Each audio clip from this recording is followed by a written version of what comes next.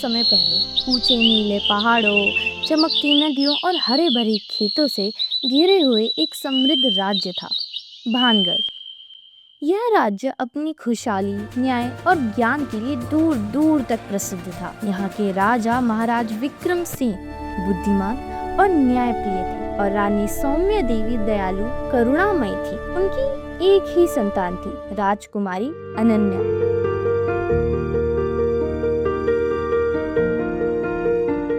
बचपन से ही अलग थी। जहाँ अन्य राजकुमारियां महल के बगीचों में खेलती, वहाँ अनन्या पुस्तकालय में इतिहास और विज्ञान की किताबें पढ़ती। ये किताब कितनी अच्छी है। इसके पुराने पन्नों से मुझे इतिहास महसूस हो रहा है, मानो पूरा इतिहास मेरे आंखों के सामने आ रहा है। उसे धनुष चलाना, घोड़सवारी करना और सैनिकों के साथ अभ्यास करना भी बहुत पसंद था। वह जानती थी कि एक दिन उसे अपने राज्य की रक्षा करनी होगी। पास ही एक और शक्तिशाली राज्य था, चंद्रगढ़। वहाँ की राजकुमार आर्यवीर अपने साहस और सरल स्वभाव के लिए प्रसिद्ध थे। वे ताकतवर थे पर घमंडी नहीं। वे हमेशा अपने लोगों की समस्याएं सुनते और उनकी मदद करते। एक दिन भानगढ़ में एक वृद्ध साधु आए। उनके कपड़े साधारण थे, लेकिन आंखों में अद्भुत चमक थी। उन्होंने दरबार में कहा, महाराज, समय की धारा बदलने वाली है। अंधकार की छाया आपके राज्य पर पड़ेगी, लेकिन आपकी पुत्री और एक सच्चे हृदय वाला राजकुमार मिलकर उस अंधकार को मिटाएंगे। दरबार में सन्नाटा छा गया। राजा चिंतित हो गए, पर अनन्या की आंखों में डर नहीं बल्कि दृढ़ता थी। राजकुमारी अनन्या ने कहा, मेरे लोगों, डरो मत। हमारी ताकत हमारी एकता से आती है। मेरे प्यारे लोगों, तुम्हें डरने की कोई जरूरत नहीं है। मैं और मेरे पिता हम सबकी रक्षा करेंगे। हमारे साथ तुम सुरक्षित हो, एकजुट रहो। जय हो। कुछ ही महीनों में अजीब घटनाएं होने लगी। नदी का पानी कम होने लगा। रातों में काले बादल, वो भी बिना बारिश के, छा जाते। जानवर बेचैन रहने लगे थे। गांव वालों ने बताया कि उत्तरी पहाड़ियों के पास एक काला किला उग गया है। वहां से रहस्यमयी रोशनी निकलती है। दरबार में खबर आई, एक दुष्ट जादूगर काल नेत्र वहां आकर बस गया है और वह प्रकृति की ऊर्जा को चुरा रहा है।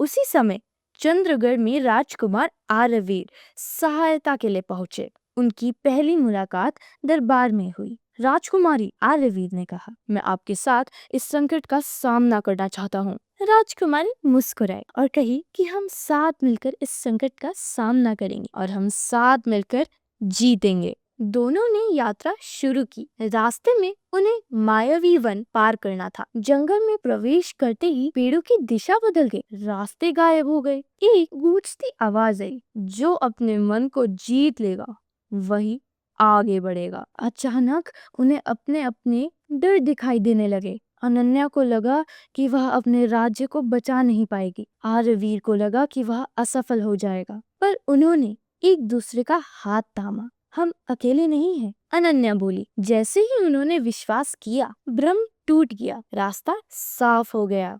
आगे एक घाटी, जहां जमीन से आग की लपटें उठ रही थी।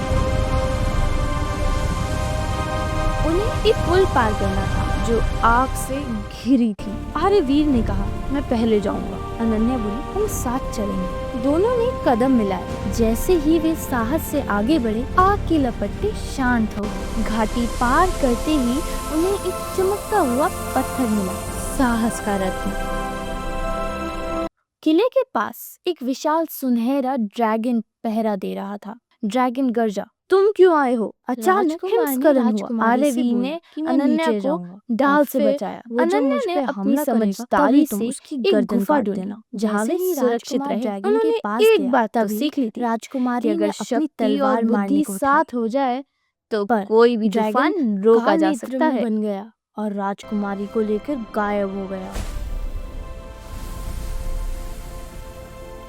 राजकुमार चिंतित हो गए कि अब राजकुमारी को कैसे ढूंढेंगे। काल नेत्र उसे कहाँ लेकर गया होगा। फिर राजकुमार को याद आया कि शायद काल नेत्र राजकुमारी को लेकर अपने राजमहल में गया होगा। राजकुमार काल नेत्र के महल में जाता है। राजकुमार देखता है कि महल में काल नेत्र के बगल में एक नहीं बल्कि 3 राजकुमारियां बैठी हुई हैं।